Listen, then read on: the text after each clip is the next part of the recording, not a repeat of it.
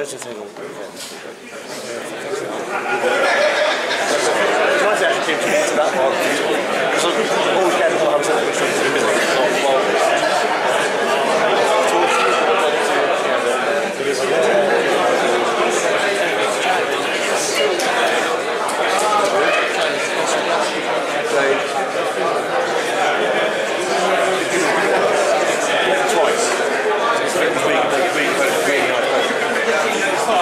Really nice game, like, really nice. It's very nice. Well, once relaxed, it's quite good. We smack talking.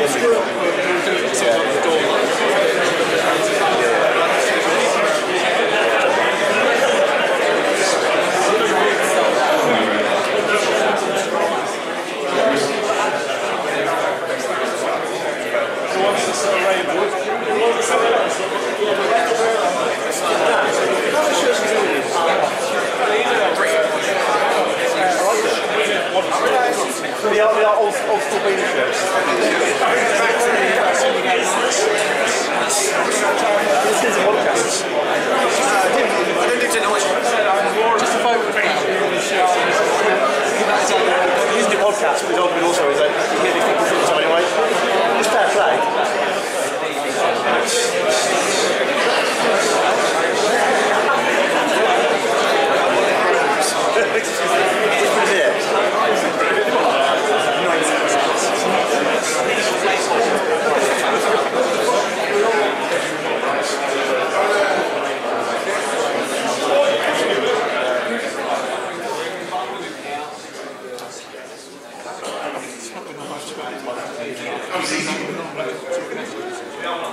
Are we good? We're live? Awesome. Right. Welcome everyone to the first Steamcon.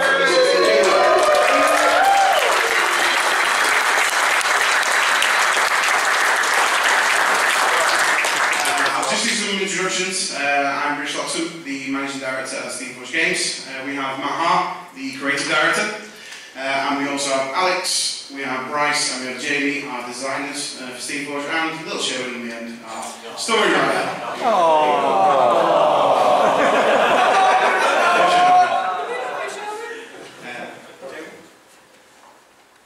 Okay, so we're just going to give an overview of what's going on. Okay, so too many spoilers in this one. Matt's going to talk about our journey, where we've come from, like why we're still today with a huge crowd of people. We're going to go forward and look at Season 3 of Guild Ball and actually see some of the new things coming up in 2017. Organised play, we're going to have a big section on that to actually talk about what's coming as well to organised play and how we've kind of changed our look and perspective on that. A licensed product, you've seen some upstairs, but we're going to go through our licensing process and now how we kind of license several cool things. Shadow games, we're going to a little bit of Shadow games and its introduction, a little bit of Dark Souls stuff. Key events of what we'll be attending, and a major announcement as well right at the end of the keynote, obviously, you know.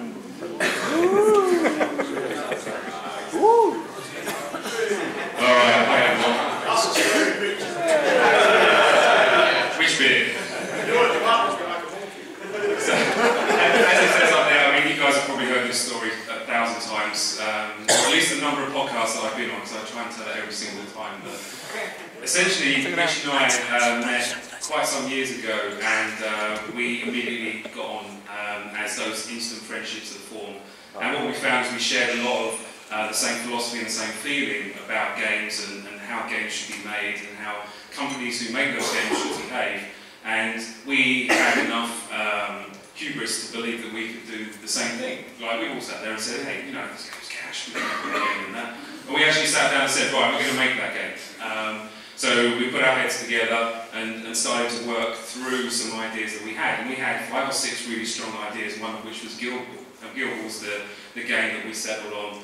And we basically just wanted to make a difference. We never actually went into this with the intention of building a company, building, you know, something that spans the entire globe now, where we have friends from all over the planet coming to come and play games with us this weekend.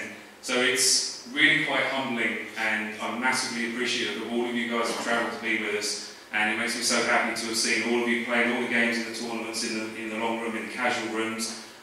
It's just been absolutely fantastic. So we're going to carry on doing what we do, which is challenging convention, making games that we believe that we want to play as gamers ourselves. And it's one of the things that's really important for us to show to you that we actually play our game. We actually play other people's games. We play all the games we can lay our hands on, because that's important for us as a company to understand what's fun and what isn't fun, so we can actually put it into our products to share with you. We just want to make great games. We just want to make great games. So we demand excellence and innovation in our games. It's like such a buzz statement, but every single one of those designers will nod when I say the next sentence, which is, I am a horrible person.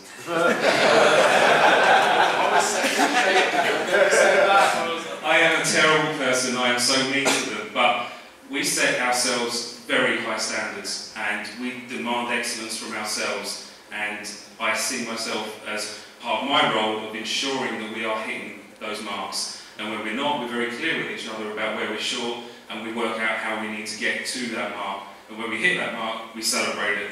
So, you know, we keep challenging ourselves. So that's the basics of our strategy. I mean, essentially, all we want to do is make great games for you that we enjoy playing ourselves. We're working on a number of directions, one of which is obviously the licensing part of things. I'm fortunate enough to have a fairly big Rolodex of contacts in the video games industry from my background and my previous career, and obviously the phone's been ringing quite a bit since Dark Souls. Who knew people were interested? But actually, what's more important to us is also developing our own IP. So it's expanding upon Guild Ball. It's looking at other games that we can actually put together and put out there.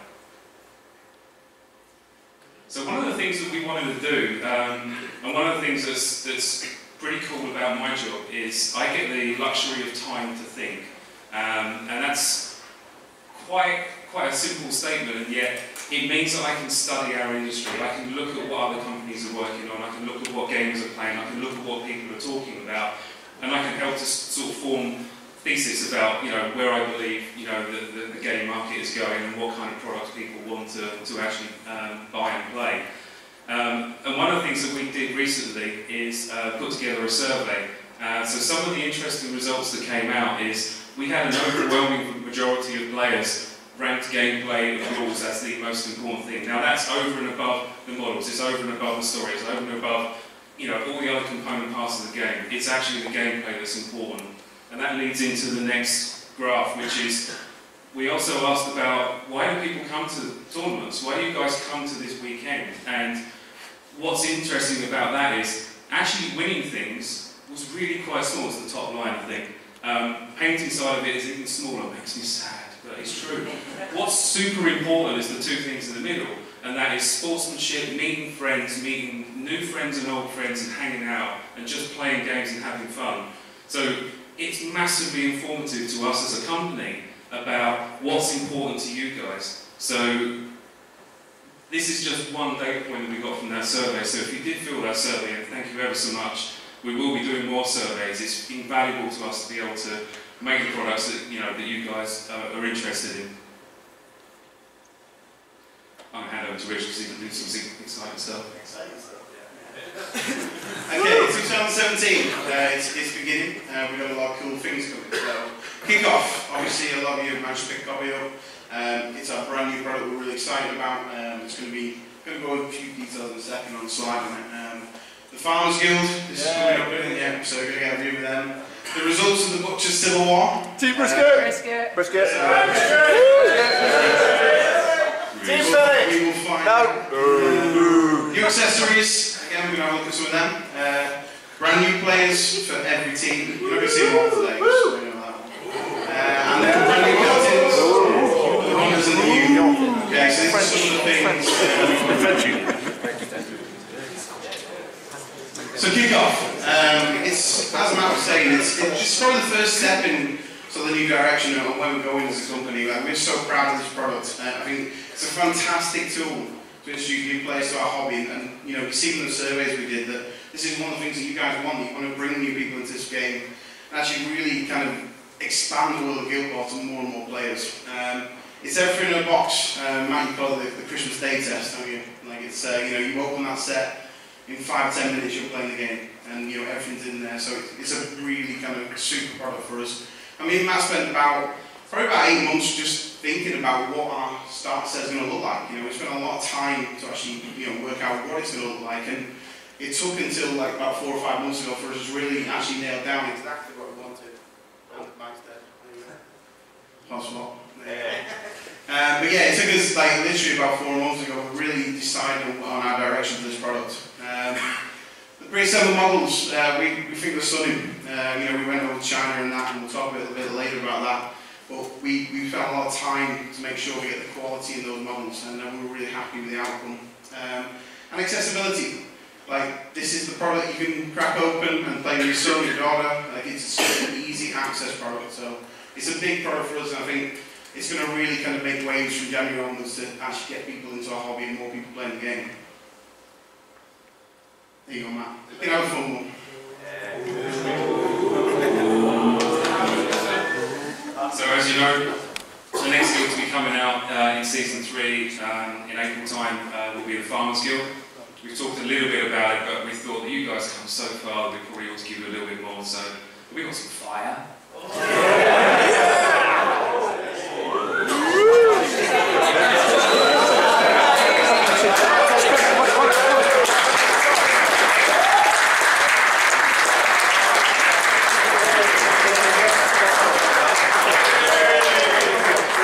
You haven't seen the next bit.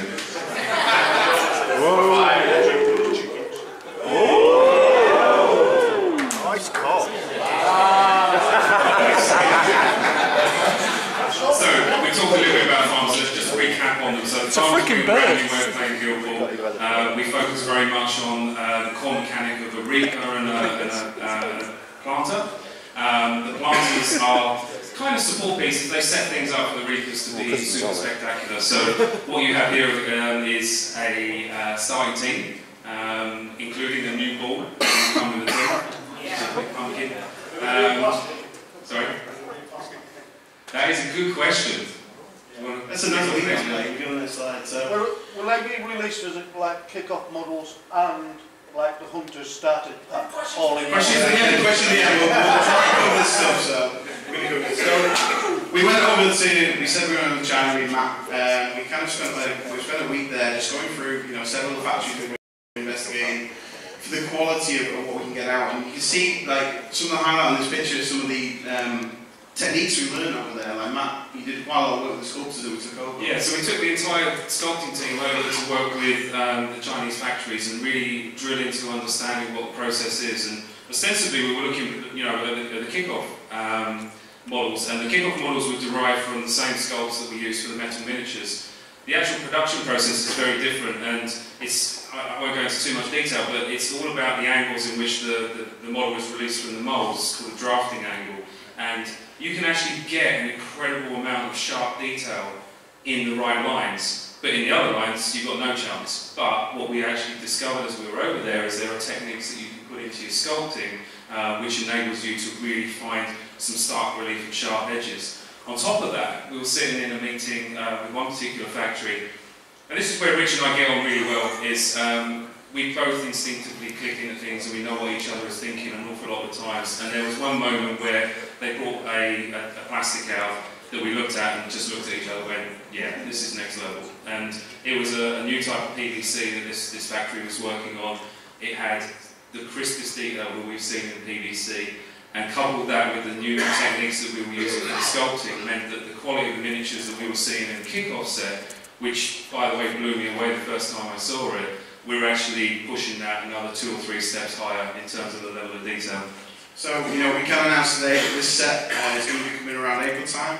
It is going to be pre-assembled PVC, so it's going to come in a box. It's going to come with the health tiles, it's going to come with the tokens in there, as a die cut sheet. So it's going to be all in a box basically. So it's quite a new style of guild that's going to be coming. So, that's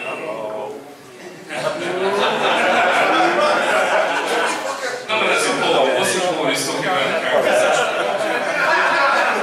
So Harrow is a really good example of a planter model. He's very much a utility support base. He hangs back. He can put out harvest plus tokens with his look busy ability, but also he's triggering sow the seeds each time, very low on, so it's on the 2. Momentous results put out more harvest markers, and these harvest markers, as you know, fuel the abilities of the reapers, so it's really important for Harrow to get an early activation, get some harvest markers down for the flash guys to come along and the reapers. So here's bushel. Just cameras up straight away. So yeah, the bushel, she's got the reapers, so you can see on the right that the cabbage button, the interactions she has to make herself a super striker, you know, with these harvest markers and actually reaping these up and using them to actually get benefits.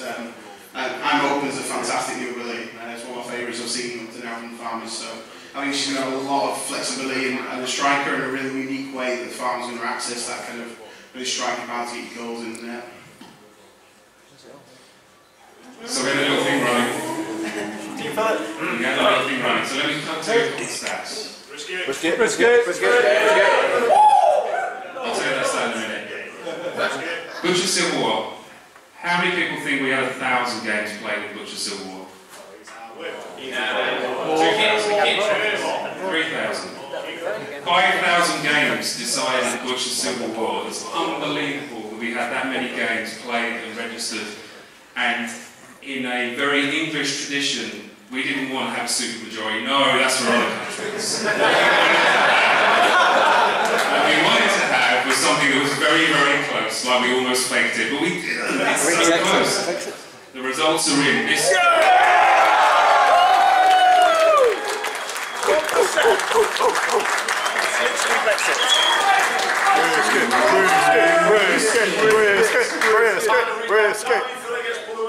Oh, we always say so. One of the jobs that I need to do with Sharon is put the finishing touches to the story. Now we know which way it's going to go. So that's going to come out next week. What it also does mean is Ox is back. So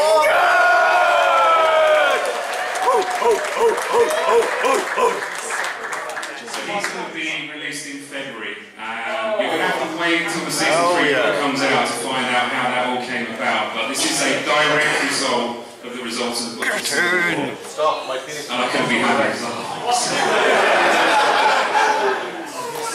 So thank you very much for winning Team Brisket, and congratulations for putting the Ox back.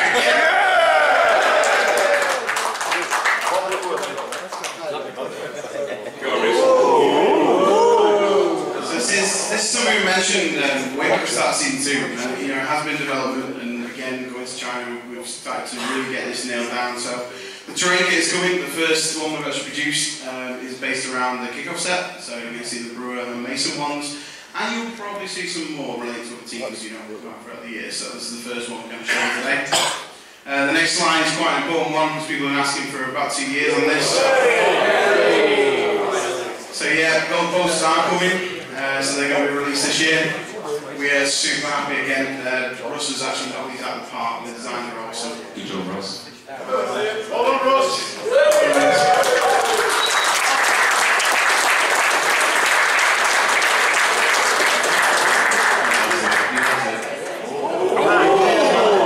Oh, wow. So yeah, as Rich said a little bit earlier,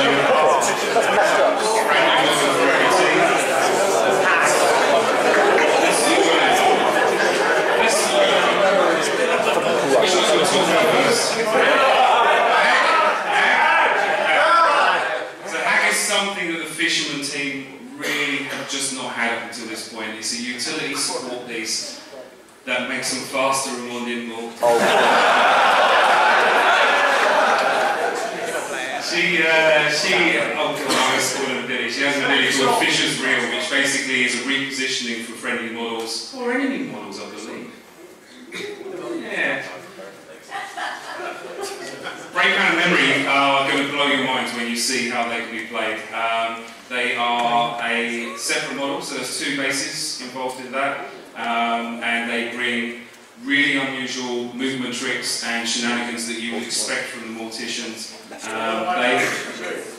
No, in a very, very different way. In a very, very different way. And they are a major goal thread, I think I would say. Yeah, here we go. Which one's which? So, Memory is the small puppet controlled by Brainpan. quite a lot, honestly.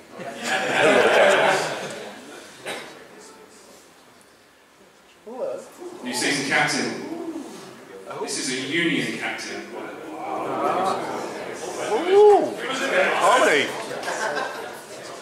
We thought that the Union needed a goal-scoring striker-style captain to complement Blackheart's trickiness and Veteran Rage's angriness.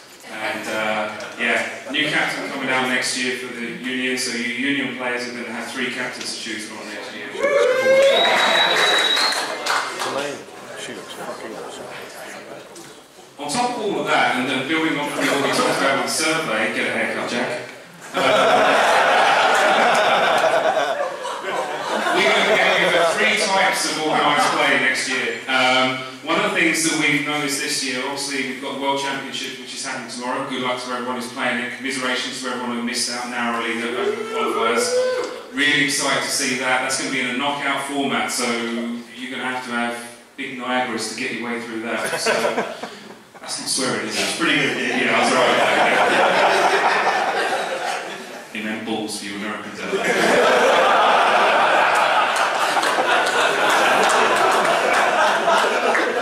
We're going to be focusing an awful lot on the kind of events that... Sorry, Jess. We're going to be focusing on the kind of events that actually encourage people to play the game. Just play the game for the love of it. So we're looking at growth leagues, we're looking at new products when they come out, having an actual launch kit that works for them, so it's easier for you guys in your stores to actually put together events for people to come in and feel like they're not going to get wrecked by, the top tier players. We're obviously going to support the top tier players, and those guys are super competitive and want to play in very hard-line tournaments and test themselves against the other best players. So that's still going to be in there as well. And growth leagues are the kind of things that just work down at the club, so you can get started with a small 3 or 4 man team, build it up slowly, get it painted, and before you know it, you've got a fully formed team that you've played half a dozen games with, and you can start thinking about going to an event. So we're working incredibly hard to expand our organised play for 2017 in order to capture all aspects of the community and give you all something to play for on a Saturday afternoon. Yeah, licensed products. So you've seen some upstairs from User Million and Frozen Forge. They are going to be, there are a lot of questions when this first announced. They're going to be in the same styles as our current topic set, so anyone who's got any already, these will just kind of follow on. The reason for doing this is it allows me and Matt to really focus on the design team on what we do best, which is make games. So we're not token makers, we don't do these kind of things, we're already got the Battlefront bags, etc. So we're just increasing a few of these licensed products to help us really focus down. These are the first 2. A lot of people love metal tokens, Matt specifically, like this is pretty much a favourite to Matt, this one. So we hooked up with Lost Foundry, the Steamcon tokens you had in the boxes are made by them. So they're going to be bringing a range of momentum tokens, etc. as well, in metal for people to use, which should be quite nice. Yeah, metal tokens! So DTR, you've seen the trophies, hopefully you've seen, these are absolutely stunning. We were blown away when we saw these. And a lot of people have mentioned about the Rage Bust, there's seen kind of rumours on it. These guys may be doing something along those lines as well. So if you're after that kind of thing, these guys are going to be sorting you out. So they're going to come in. Most of these visual license products are going to be in probably the January time. So you're going to start seeing them roll out there.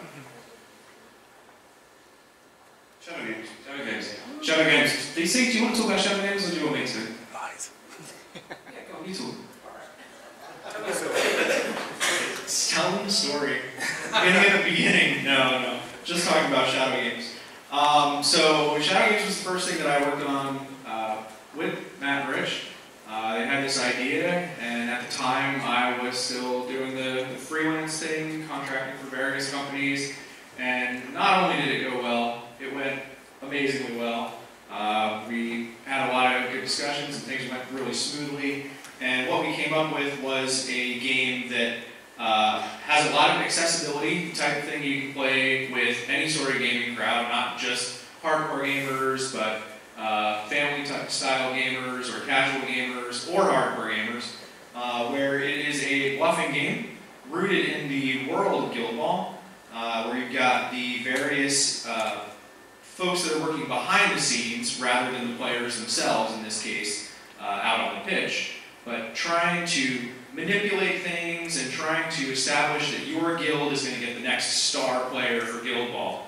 And it's got some unique bluffing mechanics that we're really happy with. Do things a little bit differently than other bluffing games out there. And then every turn you're focused on trying to identify which of your friends are lying, which are telling the truth, and figure out how to trick everyone in the end.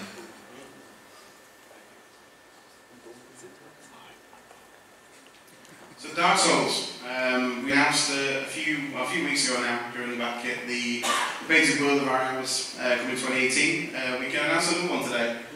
So the Tournament of Diamonds is coming again in 2018. So it's another one of our support basically for this product line. Like it's big. A big thing for me and Matt is that when we do a Kickstarter like Dark Souls or like Guild Ball, once the Kickstarters happen, we want to support that product for retail onwards. You know, we're not going to constantly kickstart these kind of projects. So it's just showing our support basically. Thank you.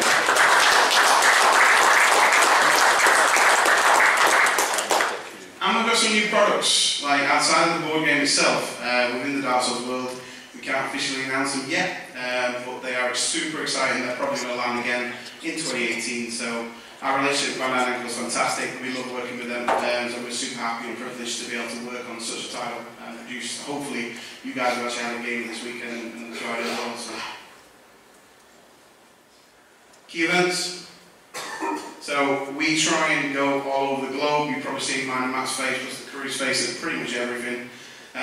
We try as best we can. So Salute, Gen Con, Spiel, this is all happening next year again.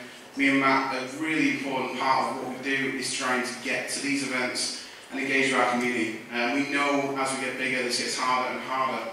But at the same time, it's why we are so privileged or honoured as a company is the support we have from our community. So we will always try as best we can to interact with you guys and get in front of you guys. You know, we are a pair of gamers, and we will always will be that, and we'll try and represent that as our company as well.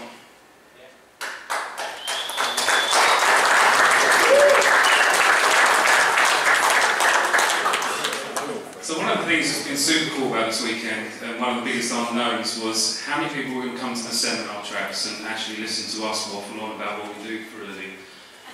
What you actually see in there is the result of 3 or 4 seminar tracks where we started with nothing. We came up with a random idea for a guild. We drilled down into some characters in that guild and we picked one. And then Russ and I had a quick chat, talked about what he could look like. Ordinarily he would get Doug the concept artist to start sketching that out for us. But Russ went diving in and started sculpting a model. Whilst that was going on, we were starting to talk about what that model could actually do. H, the lovely H, printed him overnight and drove up this morning with the model that we finished designing this afternoon in one of the tracks.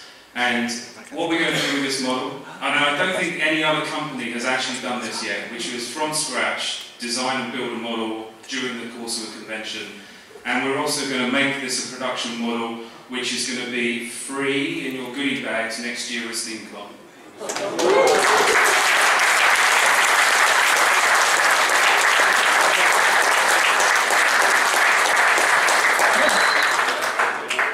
So Steamcon next year. Steamcon's been brilliant, absolutely brilliant. But what would make Steamcon better? I think Steamcon twice. Yeah. We're going to do a back-to-back weekend, Steamcon America, Steamcon UK, where we're going to have bigger and better stuff than we've done this year. We're going to reach out to more people next year, and we're just going to exhaust ourselves. It's going to be amazing. So yes, location to be decided, but definitely Steamcon UK, Steamcon America, and then beyond that, who knows? Don't commit to Asia.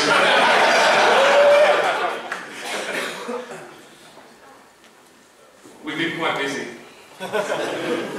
I can't tell you too much about this, but I can tell you a little bit. I'm going to get in so much trouble with marketing guys.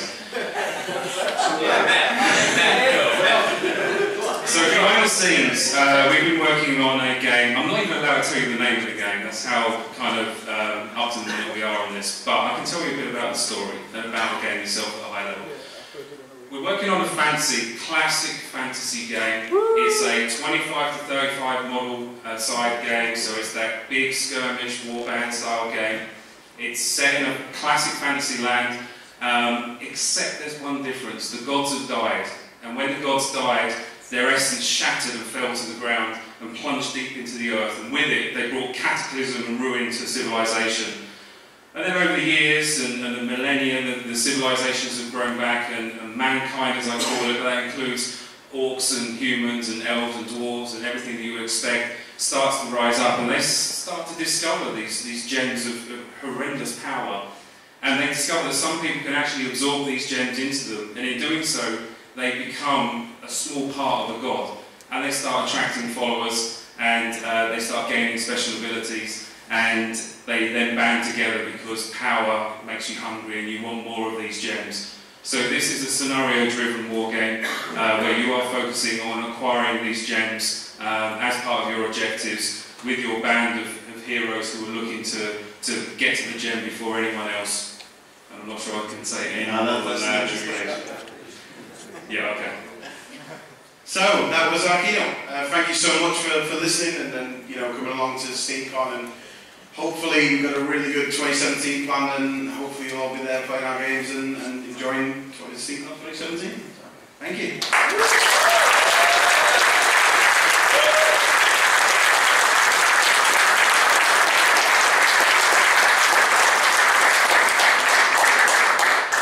We are going to go into the Q&A section now. Can you just do me a little favour? Everyone's got a question, put your hand up so I can see how many questions we're going to get roughly. Okay, that should be okay. So anyone with a question, if you go up the right side of the stairs and come around, Jamie Gibbons on the other side, and he will be grabbing a question and the panel will be able to answer. So you just take yourself literally, just take yourself that way. You have to get up. You have to just get up.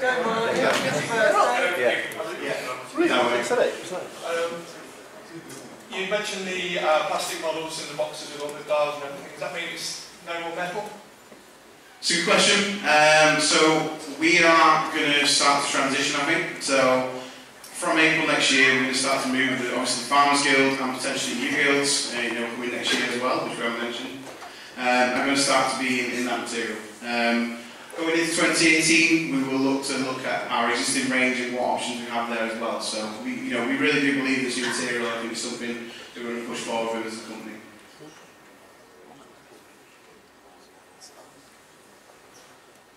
You discussed something about new models for Hunters Guild and obviously the Farmers Guild. Is it your intentions to virtually bring them all up to the same size of about 11 players? That's a good question, and one of the things that we talk quite a lot about internally and externally is avoiding homogenisation of guilds. So every guild needs to feel the same, and there is a very inherent risk every time we add a model to an existing guild that it's going to start treading on the toes of other models within that guild or within other guilds. So we're actually very conscious that there is a hard ceiling on each of the guilds. We're not there yet, we're a long way short of it, but at some point in time in the future we may well have to say, well, we can't add any more models to this guild without bleeding into other areas, and at that point we will say that guild is done, and that is how you play that guild, and we will be moving on to the next ones.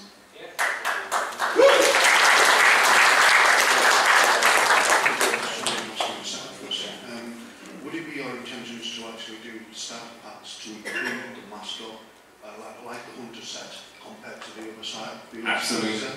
Absolutely. So we are going to be looking to rebundle the products that we do into 6-man tents. So very much like Hunters was our first foray into that. That's been a resounding success for us in terms of people who've picked that up, and we found that it's actually really appreciated by the people who buy it. It's accessible to a full team, so we're going to start repackaging all of the existing teams into that full team. Does anybody else in the audience have some questions? If not, I'll move to some questions that came in during the stream. Don't give up! Okay, one of the questions was the new models shown. You mentioned that the farmers will be in plastic. Will the new models for each guild be in plastic or will they be in metal? So the releases up until April will be in metal.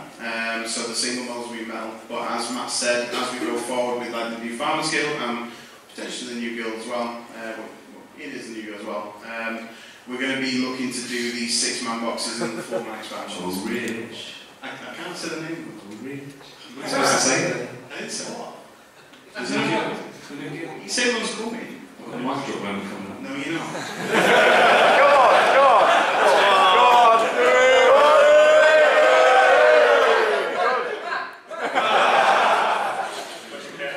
Any more questions? Not what the new guild is, at which spot I didn't spot.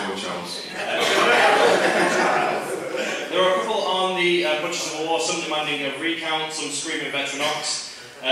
One of the questions was, you mentioned the new Hunters Captain. Do we know who it is or what their abilities might be? Spoil that a little bit. A little bit. So,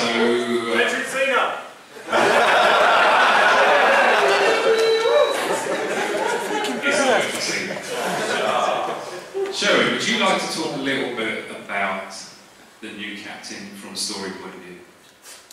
Sure. Do it. So, our new Hunters Captain, I don't even know how much I can actually say about that. Just go for it. Go for it. Yeah. Change everything, yeah? Cool. So, the new Hunters Captain is called Skaker. She's basically, well, her original pitch, which is kind of fun. Can I talk about that? Yeah, sure.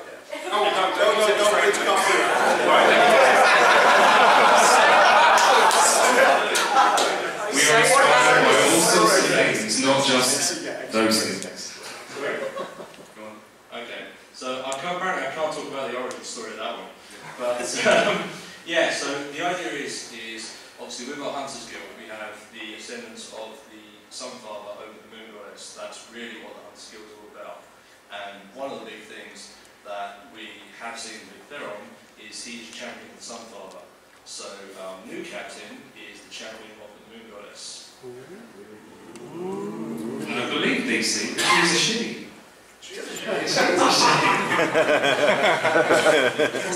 Does anyone want to talk a little bit about what she does? Go on. Little bit, already said. Skater. She likes to build snowmen.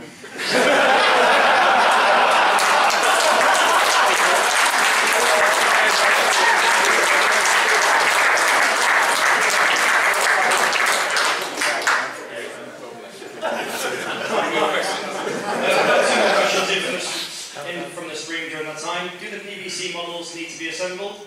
No, pre-assembled. And will the big league kits for stores and pundits be updated with cards for the new players? So new demo cards for the guys who want to demo our game? So we spent a lot of time looking at it, and now we have Kickoff, we're going to really support that product with a retail launch kit. So that's going to be basically in place for the old demo cards and that. So once the stores get every store's going to get a copy of that when they apply for us, etc. And that'll come with some instructions for the retailer to really know how to play the game and demo it to people. So we basically amalgamated it all into one product now. Thank you. I believe there's one more question coming up from the stream that you'll be writing down for me. It's a question about the rookies. Are the new players shown there the rookies for the guilds? Rookies. I knew rookies would come rookies. We slid down the way. Go on, you can answer. So, Arx is a rookie. So rookies is something that's still in development. We had a couple of angles that we went with rookies and we weren't happy with them, quite frankly. So we have pushed them back out of the release schedule until we are happy with them. That is one of the jobs that we are now actively working on to find a way of making them work the way that we want them to work. So they are in progress. They aren't going to come out when we wanted them to come out, but they will come out when they're ready to come out. Sorry, you had a question? You got any information what's going to be the tournament kit? In the tournament kit? Do you want to go on, Jim? No, you could. Yeah. Talk in the old abstract about the new paths and stuff that you've been working on. So we're looking at the entire system of how we run tournaments. So we've had previously had a system of sanctioning tournaments, and as the company grows and we get more successful, it's not been especially manageable for us. It's becoming a bit of a problem. So we're trying to look at new ways of running our tournaments. So we're looking at packs that at least stores can purchase. Yes, that's fair to say. So the stores can purchase basically a tournament kit that you've seen from probably other companies that do different things. So these will be like including prize kits, so things you can give away, things that are useful for the tournament organizer, and things that are just helpful, like little leaflets to help you, so as a TO, how to run a tournament, what kind of thing you need to know. Do you see a cap on how many seasons? Do I see a cap? So we had an original cap, and we said like maybe 5, 6, but we keep jumping. Yeah, we way past that. So I think we will continue to support Guild Ball as long as we believe that we can take it forward in a direction that's new, interesting and fun. And the minute it feels like we're just going over the old ground is probably the bit where we'll say, actually, do you know what, this game's now done, put a pin in it. And I keep thinking that, I bore these guys silly with my stupid analogies, but I think about all the TV series that I absolutely love, and they are the ones that actually have definitive endings. Sopranos had an ending, Breaking Bad had an ending, Lost, just went on, it was rubbish. So I do think that you have to, when something's finished, it's finished, and then you move on to the next. You also think that you're moving away from scale games? Into what? Party games, similar to Hell yeah. Final Fantasy, Yeah. Fornication, If we can come up with a game idea that we think that would be fun to play, we will go, not hold back. Would you always stay in the same sort of genre as fantasy and Guild Ball era type games, or would you No, like we literally we want to make games. We don't have a certain genre or anything like that. As long as we're confident with an idea, we think people like it, we'll push forward. In terms of the TO kits tournament ones in stores, will they be purchasable by clubs? Yeah, so along with making them accessible to retail stores, we'll make sure that clubs can also purchase them as well. So we'll make sure that all the pundits, etc., will be able to get them through the pundit store, so we're full support. Veteran Ox, is he going to be a veteran captain or player? So the question was, is Veteran Ox going to be amazing or not? Yes. Well, be! It will be. Veteran Ox is not a captain model. Mascot. That's it. We've got a question. Request in the stream that if you have a question, put your hands up. I'll run a mic to you so they can hear what you're saying as well. But we've got one question at the back here. I noticed that the new Union captain didn't have a Union logo behind it. Is that intentional? That's interesting, Henry. That is entirely intentional. So that symbol is the Solthesian symbol.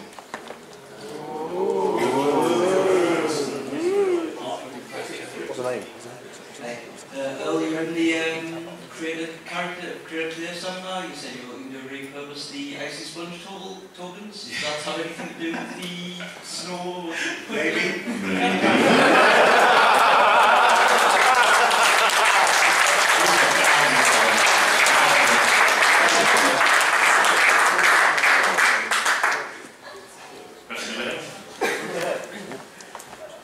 I'll come around.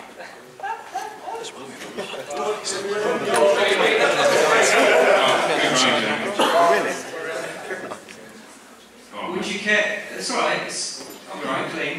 I might hit one bit. I can never tell. Orange shirt. Right, you put me off my mark now. Oh yeah, It's a deliberate tactic. I'm still doing it. that's the only reason you beat me.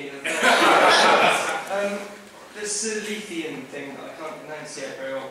Do you care to elaborate any more on exactly what that is? How it is in the Guild Ball world? You can't, no.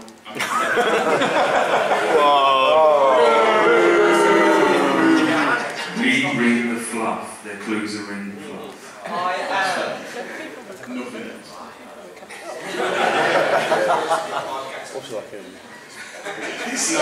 It is not going to go on the podcast or farmers goes Yes, Matt. The new games are in fantasy accessible, but no thought of putting it in Guild Ball. So the question was, when the new fantasy game is going to be in the Guild, did we think about putting it in the Guild Ball world rather than its own world? Yes, we did, absolutely. Guild Ball world is a wonderfully rich world. I was chatting to a great guy earlier about his enthusiasm for writing novels in the world, exploring the world a lot more and expanding on it. But we think that there's room in our locker for more than one world, and there's certainly stories that we want to tell that actually wouldn't work in the Guild Ball world, that we want to use a brand new world to explore those stories in. So will you increase your bigger scale gaming? So the question is, would we make anything bigger in the Guild Ball world? It's something me and Matt talked about. we want to see where the Guild Ball world can go. Right now our focus is obviously Guild Ball and making sure that that really kind of grows and succeeds, especially with products like Kickoff, as we go forward. But we definitely have some ideas and thoughts in the background. So. We have any question over here? Hey guys, I have a million questions, but I know you can't answer most of them. But I want to hear more about this new game. So, how about give us some tidbits that you can give us, because it was very vague. That makes sense. Ask yourself if it's worth it before you say it. No, I know. You're so scared of. So it's no secret that I play League of Legends. We all know that, right? And it's no secret that I'm a huge fan of a lot of aspects of design of League of Legends in terms of team composition, roles within the team, and how that translates into gameplay, and how it translates into selection of the team and everything like that. It's also no secret that with Guild Ball, actually, you guys don't get to spend a huge amount of time list building and chatting about the game, because the lists are actually, it almost doesn't matter which model you bring. If we've done our job right, all the models are balanced and it's down to personal choice. So it's very difficult for you to have those heated arguments about, well, this model sucks and this model's great, but no, I disagree. So we actually enjoy that list building kind of discussion. So one of the things that will be an aspect of this game is this building your team, or I shouldn't say team, I'm still in Guild Ball mode, building your warband, building your force from various roles and various, each of the gems has a different power and they bring different things, and some work with others and some don't work with others, so you've got lots and lots of layers for actually doing it. Am I done? Yeah, you're done.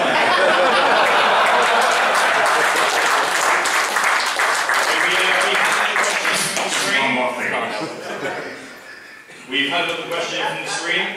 Could the design team touch on the speed of the season 3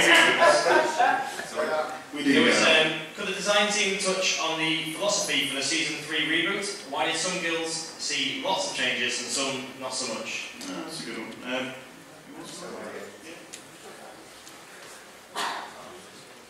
The simple answer to that is that not every guild needed the same amount of changes.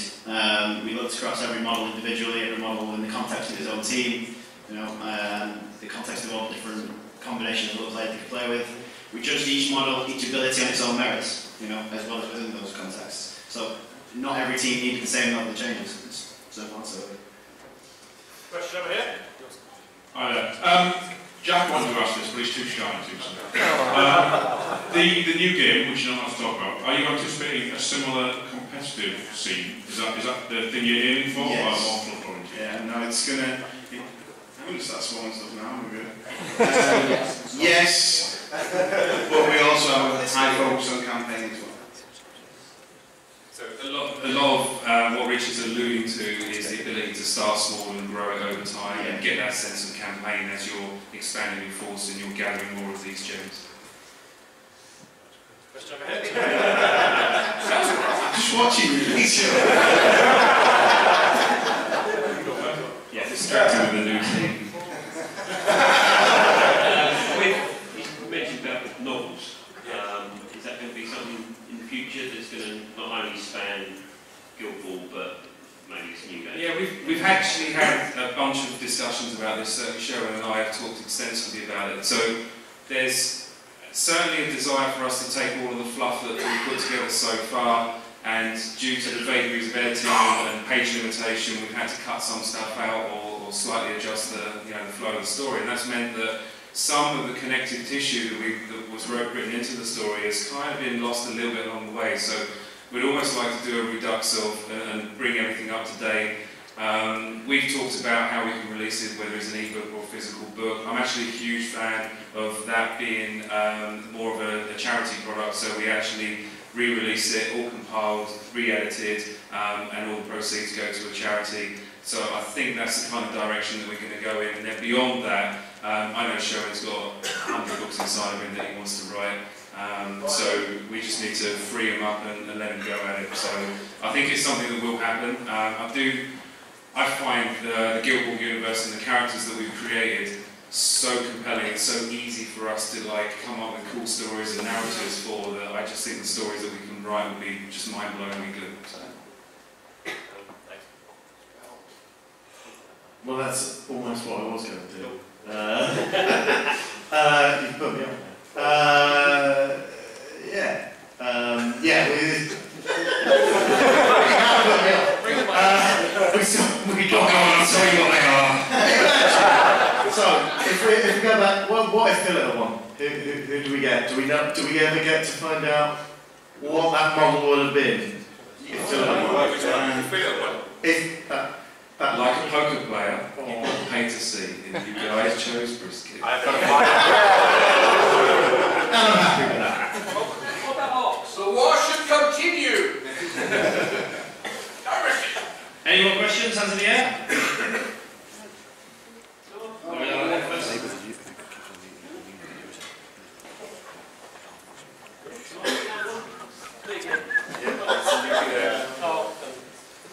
The so-called free gift next year model, will that be assigned to a guild?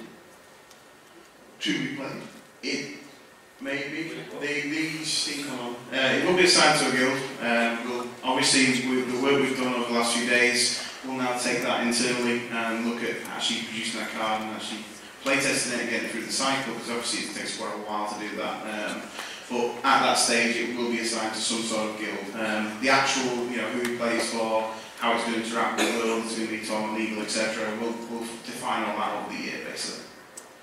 Some questions from the stream. Is there going to be a Hunter's Chibi Pin?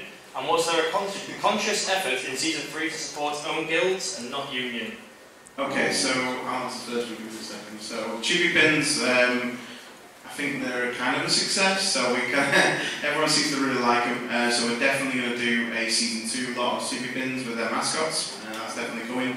And next year at Steamcon we'll make sure we've got some exclusive pins and shows throughout the year, etc. So we're going to get more pins, because we think they're wicked, so.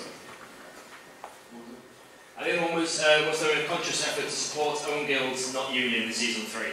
Yes, absolutely.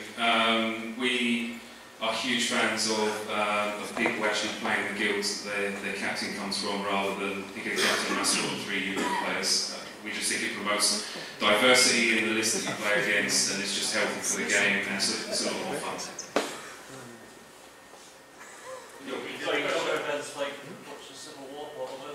So the question was, are we going to do any more events like Literal Civil War? 100% yes. We're blown away by how engaged everyone's been with it, how much fun everyone seems to have had with it. So, so we want to go more and further. So the games that you guys play, you actually feel like they are affecting the narrative and the path that the game is taking. So we're going to do tons of them. Woo!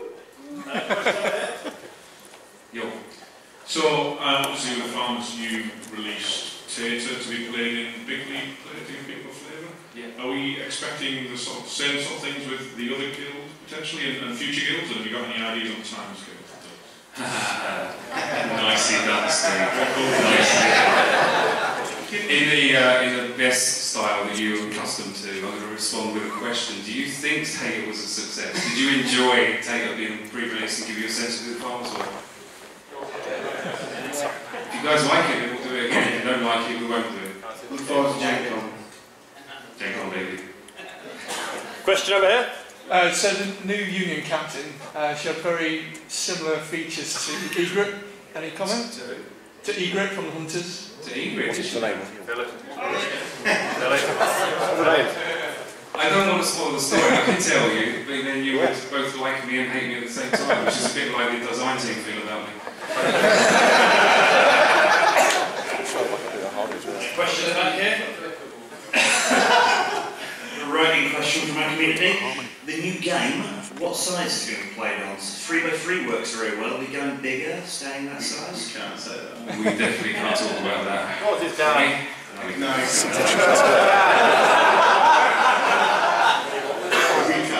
Ear by ear. Question in the centre here?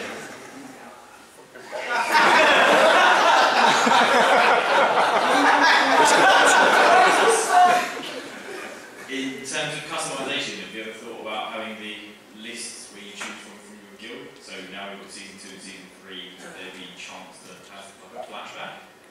Yes, so it's definitely something that Rich and I talked about very early on, was as the game progresses, being able to have much more, like legacy style games, or playing in season 1 only, or season 3 only. So all those models that have died are not valid for that particular guild, for that particular tournament. So as the game progresses and the depth of the history opens up to us, then we'll have much more opportunity to do tournament packs to support that. I mean, in terms of like your list building, to be able to have each one play like an appearance from season 2 character. So what you're saying, you like the idea of list building in a new game.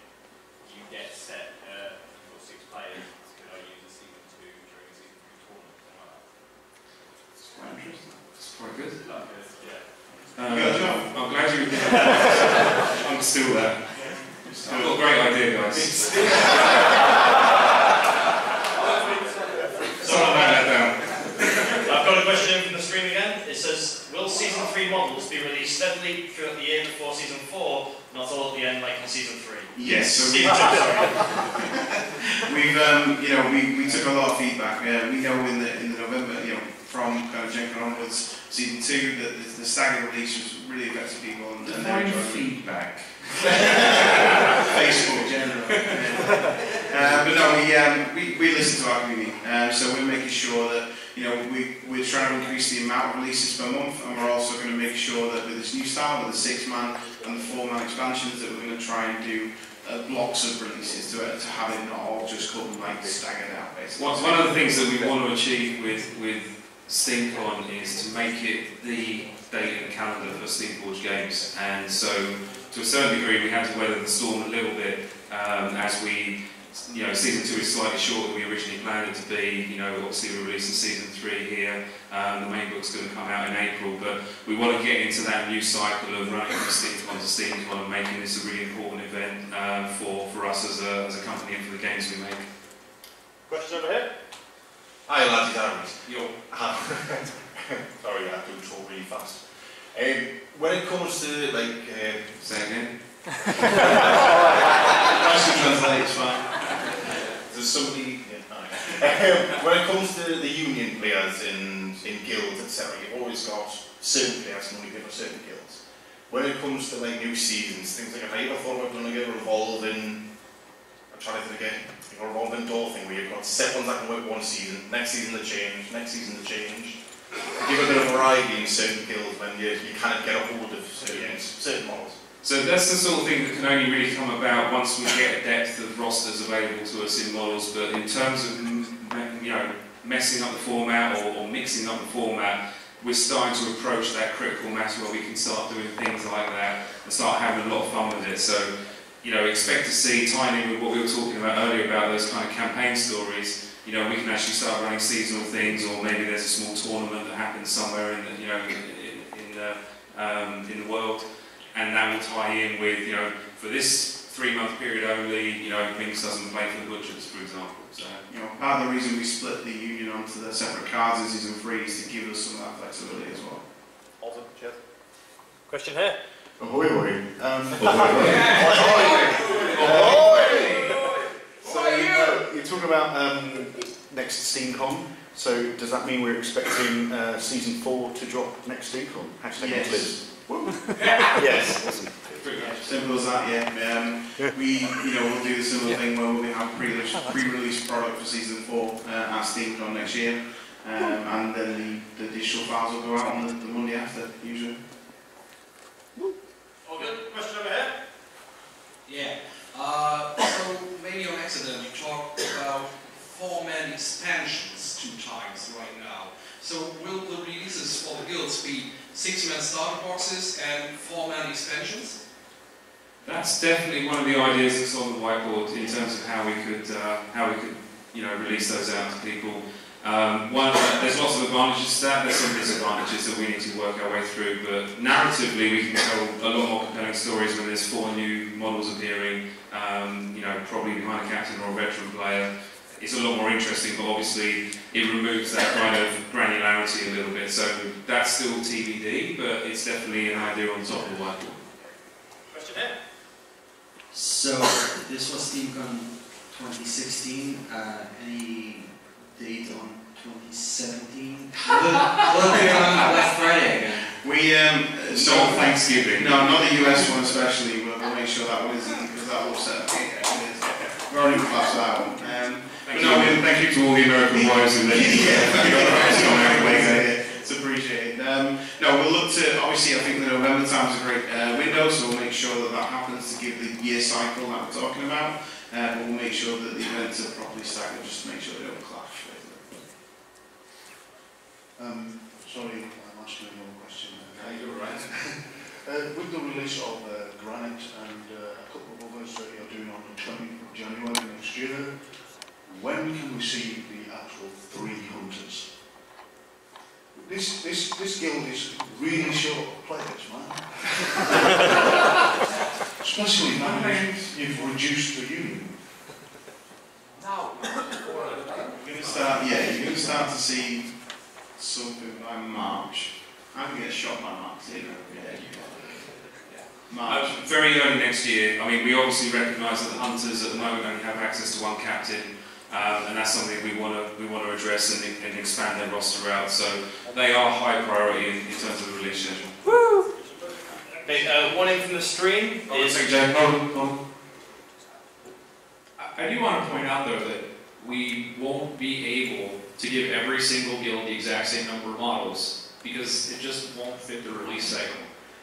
There will be times that a new guild has less than somebody else, or that some guild possibly changes in terms of how we're using them at the point in time. So if your guild is fun, or if you play lots of guilds and they're all fun, awesome. But they won't all always have the same number of players. Okay, one from the stream was, will the World Championships have influence to the future fluff? Yes. Ooh. 100%. So obviously to do it. 5 morticians, they might be there definitely.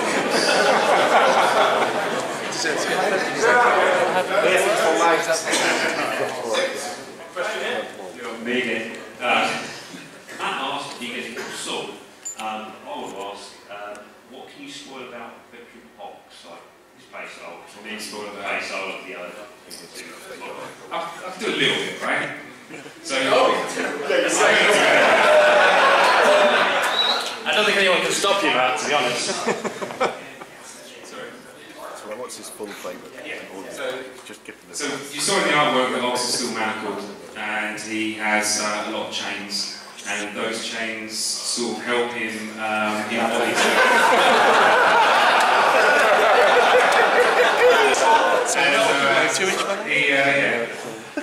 he gets tankier the more involved in the fight he is.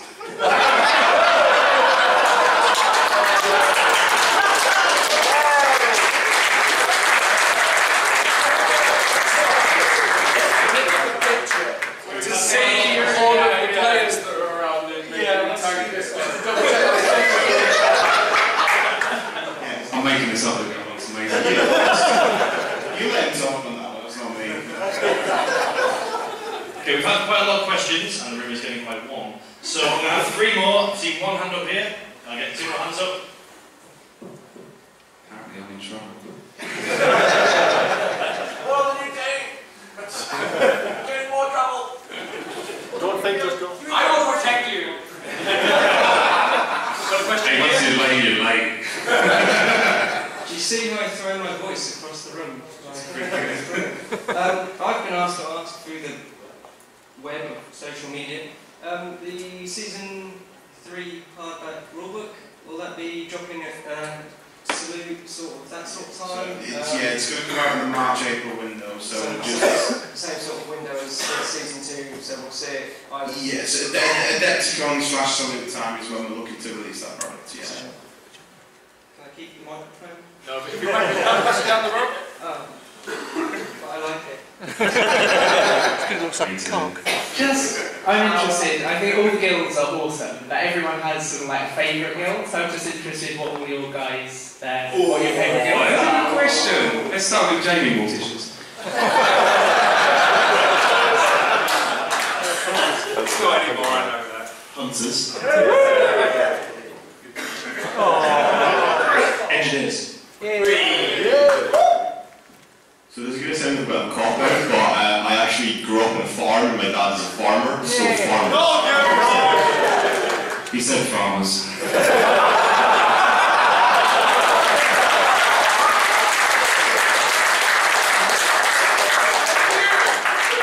I'm also going to cheat, and I'm going to say two. Brewers game-wise, because, well, never mind, I'm not going to be too long. And then Farmers, because that was the first team that I was heavily involved in, so they're always going to be special to me. One I can't talk about, and Midas.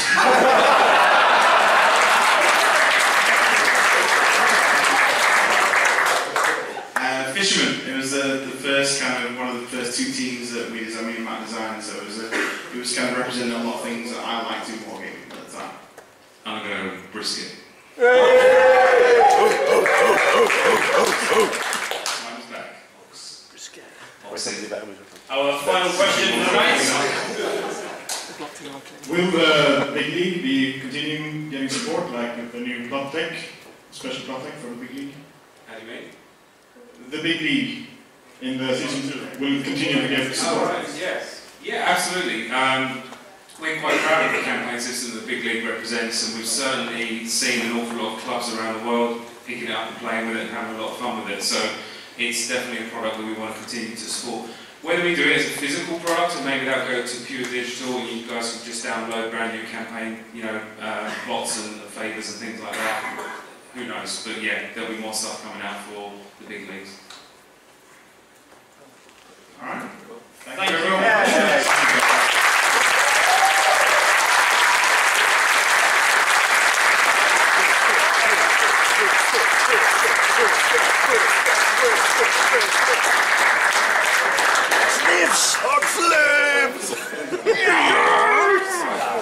Oh, chains.